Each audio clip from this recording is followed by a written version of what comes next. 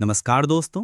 आज हम बात करेंगे एक बड़ी खबर की जिसने गेमिंग सेक्टर और स्टॉक मार्केट दोनों को हिला कर रख दिया है। मशहूर निवेशक रेखा झुनझुनवाला ने हाल ही में गेमिंग कंपनी नज़ारा टेक्नोलॉजीज से अपनी पूरी हिस्सेदारी बेच दी और जैसे ही सरकार का ऑनलाइन गेमिंग बिल 2025 आया, कंपनी के शेयर धड़ाम से गिर गए।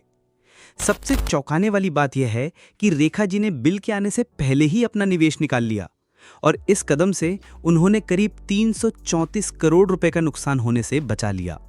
अब बड़ा सवाल उठ रहा है, क्या ये सिर्फ किस्मत थी या फिर ये मामला इनसाइडर ट्रेडिंग से जुड़ा हुआ है? सबसे पहले समझते हैं कि नज़ारा टेक्नोलॉजीज है क्या। ये कंपनी भारत की सबसे बड़ी गेमिंग कंपनियों में से एक है। ये ड्रीम 11, विंजो और पोकरबाजी जैसे पॉपुलर प्लेटफॉर्म से जुड़ी रही है। दिग्गज निवेशक राकेश झुनझुनवाला ने कंपनी में शुरुआती दिनों से निवेश किया था। उनके निधन के बाद ये हिस्सेदारी उनकी पत्नी रेखा झुनझुनवाला को मिली। मार्च 2025 तक रेखा जी के पास लगभग 61.8 लाख शेयर यानी 7.06% हिस्सेदारी थी। जून 2025 में केंद्र सरकार ने ऑनलाइन गेमिंग बिल 2025 संसद में पेश किया। हाल ही में राष्ट्रपति की मंजूरी के बाद ये कानून बन गया।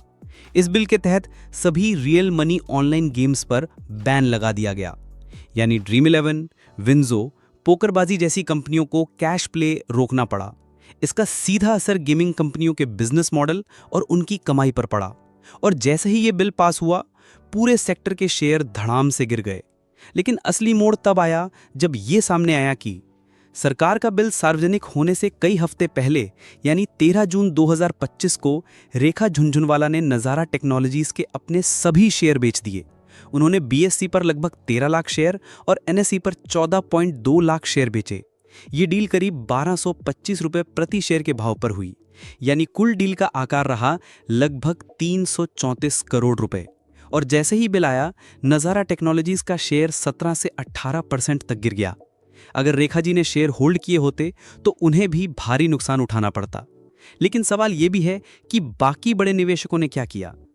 मशहूर निवेशक मधुसूदन कैलाजी अब भी नज़ारा टेक में 10.96 लाख शेयर होल्ड कर रहे हैं। वहीं जीरोधा को फाउंडर निखिल कामत अपनी फर्म के जरिए 15.4 लाख शेयर अब भी होल्ड किए हुए हैं। यानी जहां बाकी बड़े निवेशक टिके रहे, रेखा झुनझुनवाला ने पूरा एग्जिट ले लिया। अब इस पर विवाद भी खड़ा हो गया है। टीएमसी सांसद महुआ मोइत्रा ने इस डील पर बड़ा आरोप लगाया। उन्होंने सोशल मीडिया पर लिखा, यह साफ साफ इनसाइडर ट्रेडिंग है। अगर अमेरिका में होता तो एसईसी इसकी जांच करती, फोन, डिजिटल रिकॉर्ड सब निकलवाए जाते। लेकिन भारत में सेबी सो रही है और लोग तालियां बजा रहे हैं।